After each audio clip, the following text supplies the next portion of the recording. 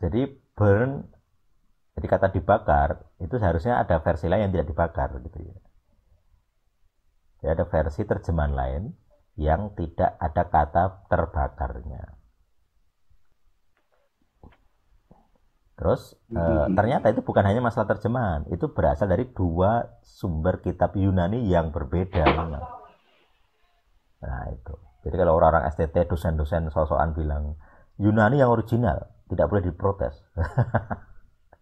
Kalau tahu tekstual kritism ya ketawa lah. Ngerti Aram ketawa. Apalagi misalnya Amanat Agung. Di Amanat Agung Aram itu ada kalimat, anak kalimat, seperti Bapa mengutusku, maka aku mengutusmu. Di Yunani tidak ada sama sekali anak kalimat itu. Mana yang original coba? Jadi tunjukkan bahwa kamu tahu gitu loh. Kalau mereka mencibir lu siapa? Loh, saya kan tahu, kamu tidak kan begitu. End of story itu. End of story lah. Makanya dari dulu tidak ada yang bisa bantah materi El-Sadik siapa, tidak ada. Marah-marah ya, ada. Ya. Bantah tidak bisa. Lawang mentok di kamus strong, siapa berani bantah kamus strong? Tidak ada. Profesor teologi aja mikir-mikir mau bantah kamus strong. Saya juga kadang pakai komentari dari Dr. Jill itu tahun 1600. Siapa yang bisa berani bantah Dr. Jill? Levelnya dokter biblika gitu. Dia punya komentar tafsir untuk setiap kitab, setiap pasal, dan setiap ayat gitu. Setiap ayat dia tuliskan komentarnya, tafsir dia gitu.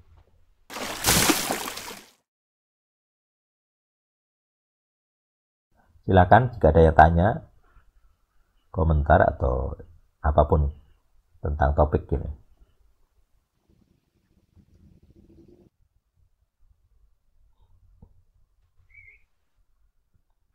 Ada yang bertanya? Nah, tadi ingat mau nanya, tadi lupa lagi. Ya. Ya. Di bahasan yang di awal-awal yang tentang nama Allah atau Allah itu yang sudah terlanjur terjadi ya. Sudah terlanjur, apakah itu bisa memungkinkan merubah keadaan atau akan tetap seperti ini, atau memang kita yang sudah tahu kebenaran ini mencoba untuk keluar memberikan sesuatu kebenaran bahwa nama Allah itu memang miliknya Muslim, atau bagaimana ya? Atau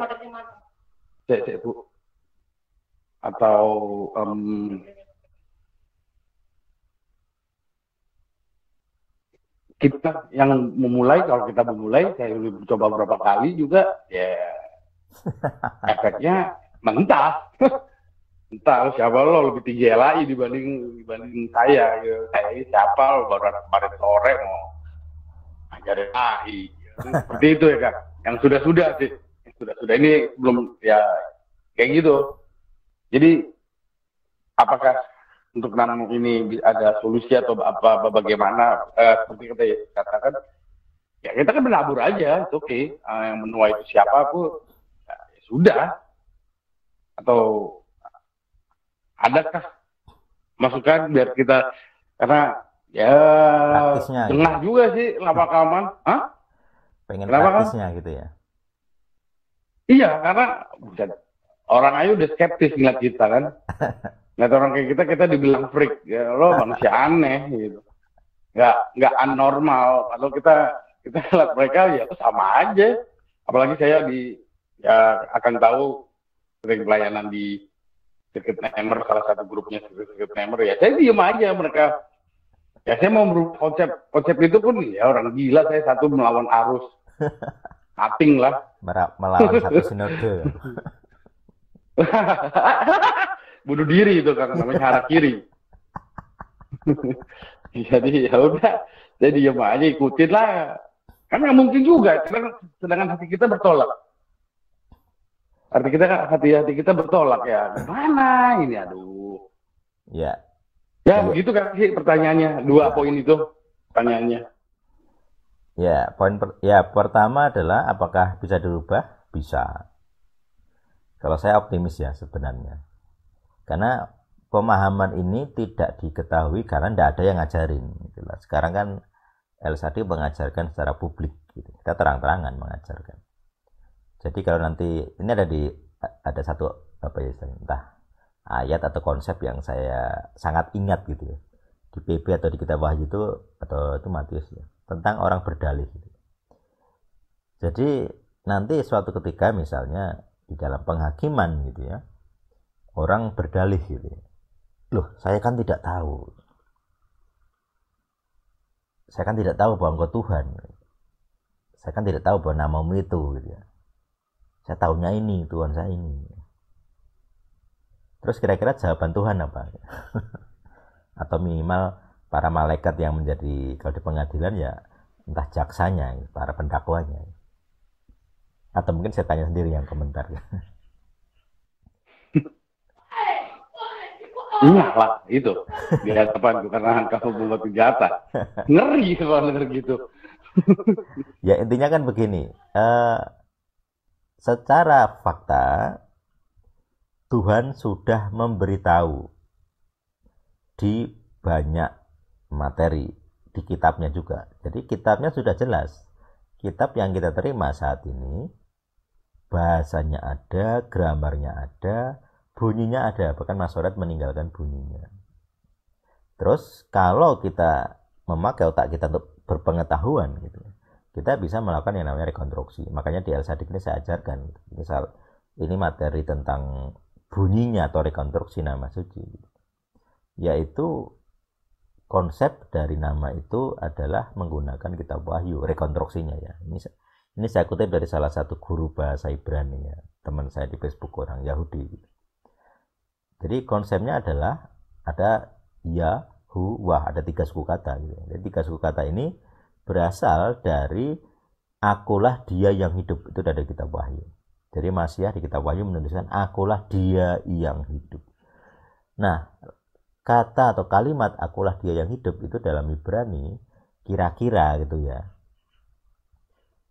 Jadi kalau misalnya kata akulah, nah akulah itu kalau di Ibrani kan hayah itu ya.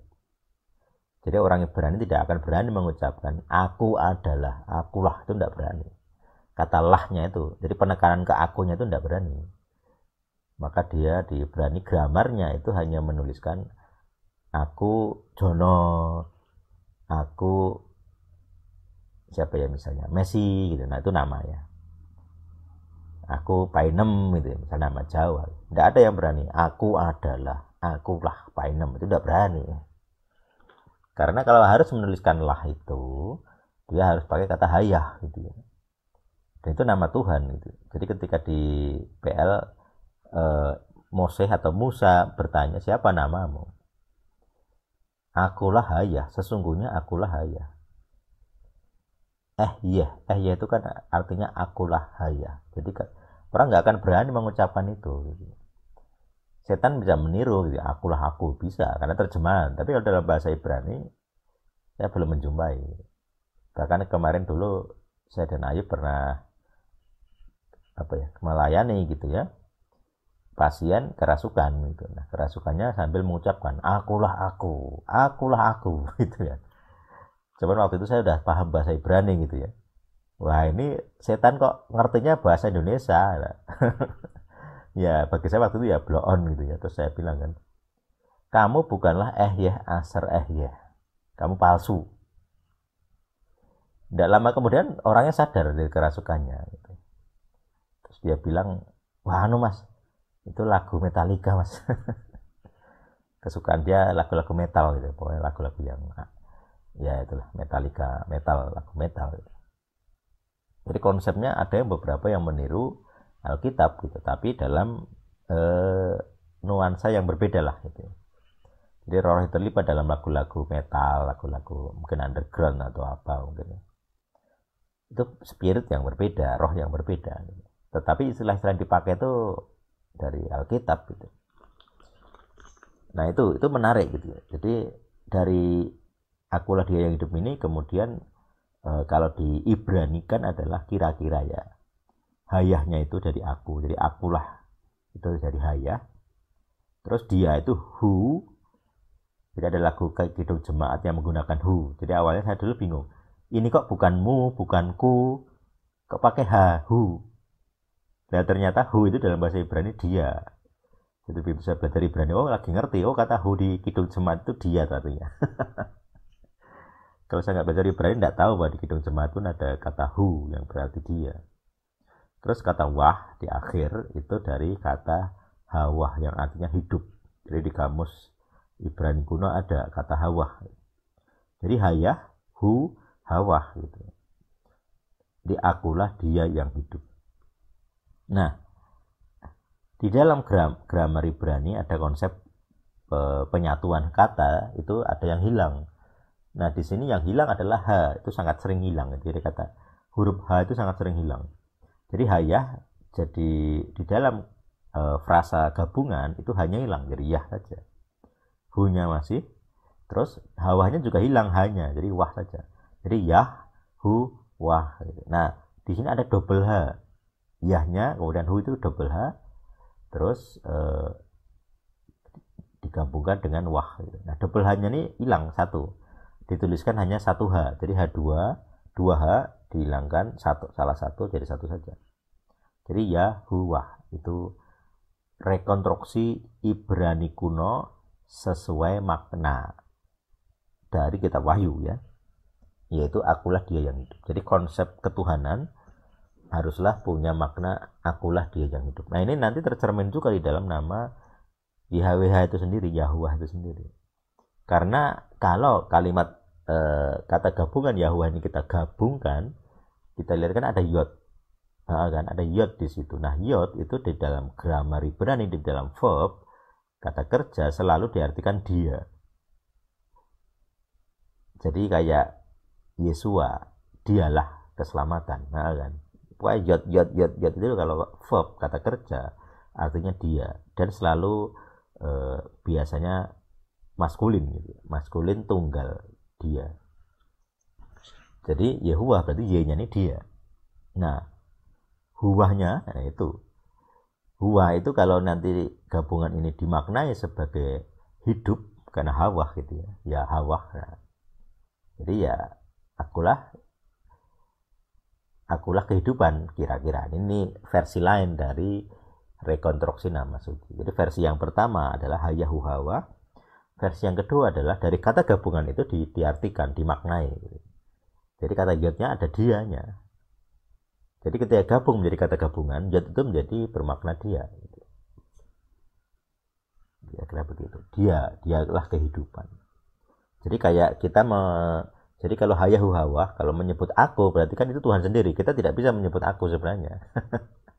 Kita bukan sosok itu. Jadi kita menyebutnya sebagai pihak ketiga, orang ketiga.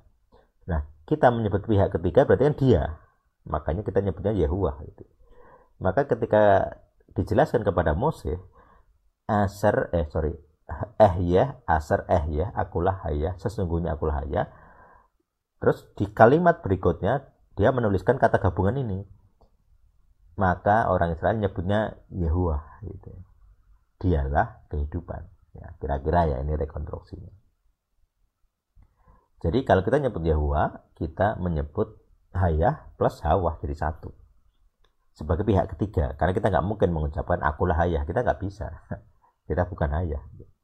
Karena hayah itu artinya adalah selalu ada, selalu hadir. Atau kalau istilah kerennya itu omnipresent. Gitu. Selalu ada, selalu hadir. Jadi omnipresent itu kehadirannya di mana-mana. Gitu. Maha hadir lah bahasa lainnya. Istilah lain. Nah, kita tidak bisa maha hadir gitu. Kita nggak bisa. Jadi kita menyebut diri hayah itu tidak bisa. Tapi kalau menyebut dialah hayah itu bisa. Nah, kata dia itu akhirnya dari yodnya itu, dari Yehuwah itu. Itu kata rekonstruksi dari nama gabungan itu. Nah, ini nanti konsep hukum 1 dan 3 nama itu ada kuasanya. Gitu. Jadi dalam pelayanan okultisme kita hanya hayah saja, kita hanya hadir saja Setan sudah manifest, kita nggak ngapa-ngapain. Bahkan kalau orang-orang punya kodam, punya roh di dalam dirinya, roh demit, roh setan, baru ketemu kita secara jarak dekat gitu ya, atau lewat online itu orang sudah manifest gitu. Jadi beberapa pasien itu hanya chatting aja udah manifest gitu. Hanya video call aja sudah manifest. Bahkan ketika kami sebenarnya tidak membahas dia hanya efek samping sebenarnya gitu. Ya manifest ya pusing-pusing atau yang lain. Gitu. Jadi ini kalau orang memahami konsep hayah dengan benar, dia benar-benar menjadi surat Kristus, ada ayatnya kan. Menjadi utusan Tuhan beneran. Kamu hadir, Tuhan hadir gitu. Kamu hayah, Tuhan juga hayah. Itu otomatis gitu. Karena kamu membawa tahtanya sebenarnya. Makanya konsep perjanjian baru adalah hukum Torah dituliskan di dalam hati. Makanya dimanapun kamu ada, bait suci, tabut perjanjian itu ada dalam hatimu dan kemana-mana akan ikut. Itu konsepnya. Perjanjian baru begitu. Nah, ke pertanyaan kedua, praktisnya bagaimana?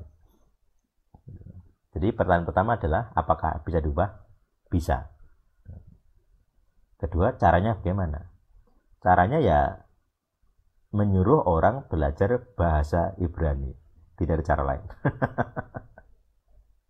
Lalu diajarkan beberapa aliran yang menyebut itu. Karena memang ada beberapa cara ya, ada beberapa aliran. Jadi semuanya harus dibahas sebagai edukasi harus dibahas. Terus dijelaskan, ya kalau di El-Sadik ya saya jelaskan versi yang menurut saya paling benar. Saya tidak mengikuti rabi-rabi yang mengikuti ketafsire, artinya ada aturan larangan mengucapkan secara bunyi. Saya tidak ikuti karena kita tidak mengikuti agama rabbinik gitu. Kita nggak mengikuti tradisi ajaran rabbinik, poinnya gitu. Tapi kita berusaha mendekati Alkitab yang real, bukan tafsiran rabbinik. Jadi tidak peduli apa kata rabi ortodok Judaism ataupun rabi-rabi mesianik, saya tidak peduli. Saya tidak tunduk kepada mereka. El-Sadik tidak tunduk kepada mereka. Tapi kita hormat kepada apa yang tertulis, ketafnya, kiranya, karanya, bunyinya kita tidak peduli.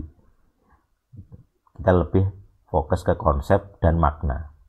Makanya di El-Sadik saya ajarkan Ibrani kuno. Kenapa? Karena fokusnya ke makna, bukan bunyi. Karena faktanya di Masoret dan DSS, Dead Sea Scroll gitu ya, tulisan David saja bisa beda gitu ya. Tapi maknanya sama gitu ya. Ada yod, ada yod atau tidak, bunyinya tetap i gitu ya. Jadi fokusnya bukan ke hal-hal yang nggak penting gitu ya. Fokusnya ke maknanya. Maknanya nama tetap sama. Jadi kalau Ibrani itu enaknya yang kuno itu ya kita tahu maknanya, bunyinya tidak masalah.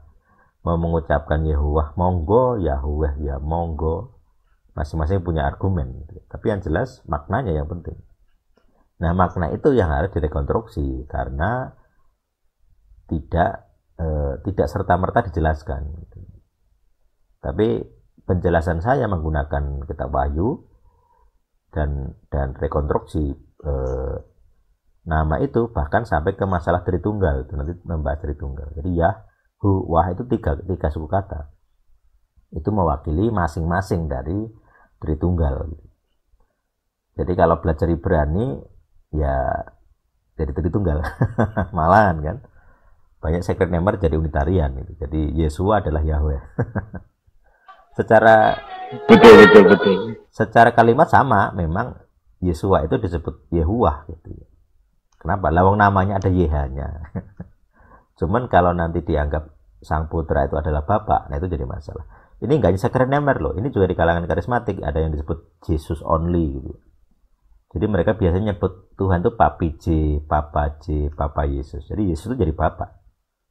Itu kesalahan doktrin. Tapi karena karismatik ya memang biasanya doktrinnya melenceng gitu, karena enggak belajar. Dan jadi penganut unitarian. Jadi satu tunggal mutlak.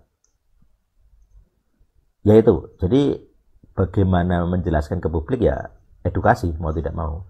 Kita harus mengedukasi. Tapi jangan frontal. Gitu ya. Dalam artian, ya kamu harus tahu legal groundmu siapa. Kalau kamu jemaat ya jangan berlagak jadi pengajar. Ya tak? Tapi kamu bisa berperan di cara yang lain. Kalau saya ya, karena saya sudah independen ya, saya tidak peduli mau pendeta manapun, mau dokter manapun tidak peduli. Nama besar saya tidak peduli. Kalau kamu pengetahuan, aliran pengetahuan yang saya bahas di bagian SEMA, ya tunjukkan kamu pintar cara pengetahuan. Kalau kamu aliran pengalaman, ya buktikan. Misalnya begini, tidak satupun nubuatan-nubuatan dari nabi-nabi Kristen, tidak satupun menyuruh mengajarkan belajar bahasa Ibrani. Jadi Yesus yang dinubuatkan oleh para nabi-nabi Kristen, biasanya karismatik ya, tidak satupun menyuruh belajar bahasa Ibrani. Kan lucu. Padahal yang asli kan ada maknanya, ada Ibrani. Jadi Yesus ini ya bagi saya KW, ada KW-nya. Ya mungkin KW super gitu, tapi itu KW. Kalau Yesus ini mengajarkan tidak mengajarkan untuk belajar bahasa Ibrani, bagi saya KW, Tuhan KW. Mosiah KW, Kristus KW, karena yang asli pasti menyuruh mengajarkan. Termasuk ya tadi, sama seperti kalau bahas karunia, ini aliran pengalaman. Semua orang gampang berbahasa roh, tapi siapa yang menerjemahkan? Segereja ribuan orang, tidak satu pun menerjemahkan. Gitu ya. Kalau bisa menerjemahkan, nanti kalian tahu, pendeta saya menghujat rupanya bahasa rohnya. Itu jadi, makanya dulu pernah ada di salah satu gereja karismatik gitu kan, ada KKR ke 10 hari yang apa itu namanya, meminta Roh Kudus turun gitu ya. Terus pendetanya bilang silahkan yang bisa menafsir. Wah repot bu. Kalau saya bilang isi bahasa roh dari jemaatmu, saya bisa diusir ya nanti. saya dilarang datang lagi nanti. Nah gitu. Jadi makanya kalau di luar komunitas El Sadik malas saya, terang-terangan tuh malas. Kalau di online gini nggak masalah karena saya tidak di gerejanya, tapi kalau di tempat di gerejanya pas hari H gitu ya nanti jadi konflik horizontal gitu ya. Lu siapa kok mengatai kami ya gitu kan gitu. Dilema. Padahal aslinya ya begitu gitu kan. Bahasa rohnya berisik, tidak ada artinya. Tadi kadang-kadang kan jiwani gitu ya. Kalaupun ada artinya nggak benar gitu. Apalagi ada yang kerasukan. Dulu di pengalaman saya dengan bahasa roh yang kerasukan, nah, udah banyak sekali. Ya kebetulan ya entah bagaimana kok saya bisa punya pengalaman itu ya. Jadi orang-orang yang kerasukan bahasa roh, sama-sama bahasa roh, dia yang kalah gitu. Berarti kan dia setan ya. Yesus tampilannya Kristen, ibadah Kristen, bahasa roh kan Kristen juga. Tapi kalah power gitu. Berarti kan kita beda roh gitu, beda Tuhan gitu. Padahal tampilan sama-sama Kristen, sama-sama bahasa roh, bahasa lidah gitu. Makanya metode adu power itu yang mengasihkan. Dan nanti itu konfirmasi dari pengetahuanmu itu original dari ketuhanan atau kesetanan, itu hitam putih kalau di situ nanti. Di tes power hitam putih. Kalau setan pasti kalah, sudah gitu. Yang tumbang kamu bukan saya, artinya begitu. Kalau atribut rohanimu itu dari setan pasti kalah. Ya kayak dulu di El Sadik ini juga saya ditantang gitu kan. Tidak mungkin ada yang percaya padamu, satu saja tidak mungkin. Nah sekarang kita ada berapa? Ada 6 mungkin. Ada 7. Bugina ada 2. Satu akun 2 orang. Jadi artinya satu orang saja sudah cukup gitu ya. Kalau kita banyak gitu ya. Di channel ini juga ada banyak gitu. Di Facebook habis 1000 itu followernya. 943. Naik lagi ya? Iya. Pokoknya saya rajin posting jadi naik itu subscriber dan follower. Ya gitu itu ya. Jadi kalau pertanyaanmu praktisnya bagaimana? Edukasi, suruh belajar bahasa Ibrani. Ya. Betul. Aku tidak melihat permasalahan opsi lain. Ya. permasalahannya itu ketika kita sudah berbau tentang Israel ini, mereka tuh bisa liriknya udah, wah, lo so tau nih, so hebat lo, biar sok pakai bahasa lain. Ya, tunjukkan Bahasa kamu Inggris hebat. aja lah, so Ibrani. Oh gitu ya? Iya dong. Ya, siap. Saya begitu loh, saya belajar gitu kan. Jadi kalau orang bilang siapa lu, bisa balas. Lah, lu bisa baca pesita nggak? Nah, kan gitu. Kamu bilang Yunani, Betul. bilang Yunani yang original. Kamu tahu nggak bahwa di kitab Yunani ada 2 versi? Saya punya bukunya. Jadi nanti ada ada 2 aliran gitu ya di PB Yunani ya. Jadi ini dari kitab Paulus ya, 1 Korintus 13 kalau nggak salah, atau 10 13 ya. Pokoknya yang begini. Aku bersedia dibakar itu loh. Ada yang baca nggak? Pernah baca nggak? Jadi burn, jadi kata dibakar itu seharusnya ada versi lain yang tidak dibakar gitu ya. Jadi ada versi terjemahan lain yang tidak ada kata terbakarnya. Terus ternyata itu bukan hanya masalah terjemahan, itu berasal dari 2 sumber kitab Yunani yang berbeda. Nah itu. Jadi kalau orang-orang STT, dosen-dosen sosokan bilang Yunani yang original, tidak boleh diprotes. Kalau tahu textual criticism ya ketawa lah. Ngerti Aram ketawa. Apalagi misalnya Amanat Agung. Di Amanat Agung Aram itu ada anak kalimat, seperti Bapa mengutusku, maka aku mengutusmu. Di Yunani tidak ada sama sekali anak kalimat itu. Mana yang original coba? Jadi tunjukkan bahwa kamu tahu gitu loh. Kalau mereka mencibir lu siapa, loh saya kan tahu, kamu tidak kan begitu. End of story itu. End of story lah. Makanya dari dulu tidak ada yang bisa bantah materi El Sadik siapa, tidak ada. Marah-marah ada. Bantah tidak bisa. Lawang mentok di kamus strong, siapa berani bantah kamus strong? Tidak ada. Profesor teologi aja mikir-mikir membantah kamus strong. Saya juga kadang pakai komentari dari Dr. Jill itu tahun 1600. Siapa yang bisa berani bantah Dr. Jill? Levelnya dokter biblika gitu. Dia punya komentar tafsir untuk setiap kitab, setiap pasal, dan setiap ayat gitu. Setiap ayat dia tuliskan komentarnya, tafsir dia gitu.